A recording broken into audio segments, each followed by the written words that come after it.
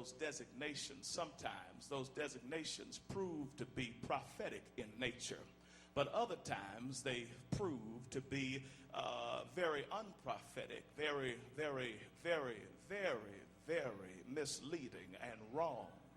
And essentially, sisters and brothers, today, that's exactly what happens in this particular text, because this text that we read here in 1 Samuel chapter 16, it really helps us to understand that in spite of the designation and the selection of individuals, that God has a way of selecting the least likely to be chosen.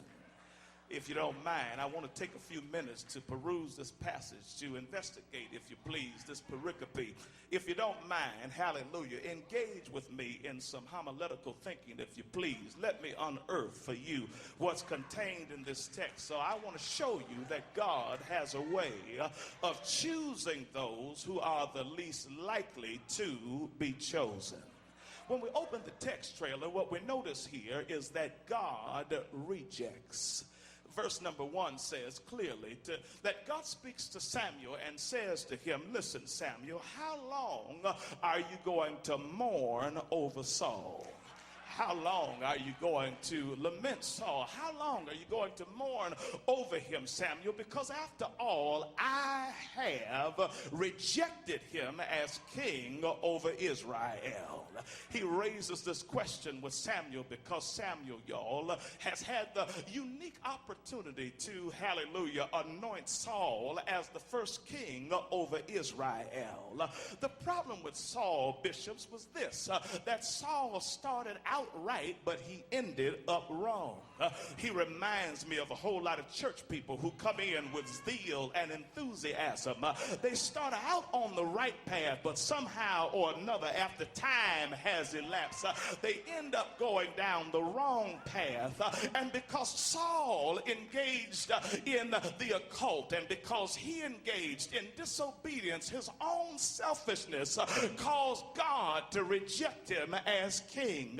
Now, you need to understand that the only reason that Israel got a king in the first place was because they looked around at the other nations and they noticed that the other nations had kings that were of human nature, of humankind, but Israel had the distinct privilege of having God as their leader, their shepherd, their king. But because they went to looking around at other people and they saw what the Joneses had, they decided, hallelujah, that it would be best for them to keep up with the Joneses. If I really had time to preach this, I would get you to help your neighbor and tell your neighbor, be careful about keeping up with the Joneses, because Israel wanted a king, y'all, and God said, listen, just pick out who you want, and whoever you want, I will anoint them as king. But as time elapsed, Saul started out right, but he ended up wrong. And God said, listen, I've had enough. That's it. Because the text is trying to teach us that if you reject God, it won't be long before God rejects you. I wish I had a church in here. We're just talking, y'all. Rest yourselves. If you reject God, it won't be long before God rejects you.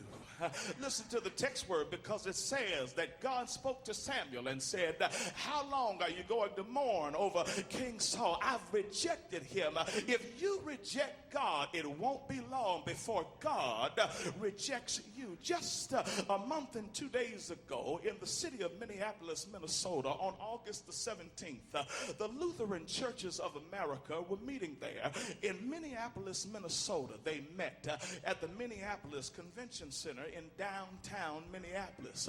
Across the street from the convention center, Bishop, there was the Central Lutheran Church. The meeting of the Lutheran Churches of America happened in the Civic Center as well as in the church. On the 17th at about 2 o'clock, the Lutheran Church was scheduled to vote on whether or not they would accept homosexuality as an alternate lifestyle. thus paving the way. If they accept homosexuality as an alternate lifestyle, it would pave the way for the Lutheran Church to be able to ordain and consecrate openly homosexual ministers into the ministry and the priesthood of the Lutheran Church. But unbeknownst to the Lutheran Church of America, somewhere rising in the south side of Minneapolis, Minnesota, there was a tornado rising on the south side. It had not been predicted by AccuWeather. No weatherman had said that it would even be cloudy on that particular day. But God stepped into the midst around 2:05 and caused a tornado to rise on the south side of Minneapolis, Minnesota, unbeknownst and unsuspecting to the people of Minneapolis, y'all. That tornado crossed over I-94 and made its way through downtown Minneapolis, just as the Lutheran Church of America was voting as to whether or not they would accept or reject homosexuality as an alternative lifestyle. That tornado swept through downtown Minneapolis. It destroyed some businesses and everything. There were tables just outside of the convention center that had been pushed and that had been run amok. And unbeknownst to those who were inside, when the tornado came, when they came outside Nesby, they looked up at the steeple of the church, and where the steeple was, that had a top on the top of it, a cross that was standing erect. After the tornado passed, the cross was standing. It was slanted to the side. And maybe that was God's way of trying to send a message to the Lutheran Church that if you reject me, it won't be long before I reject you. If you reject what I've prescribed in my word, it won't be long before I reject you. Don't you hear God say to the prophet Samuel? He said, how long are you going to mourn for Saul? Because I have rejected him.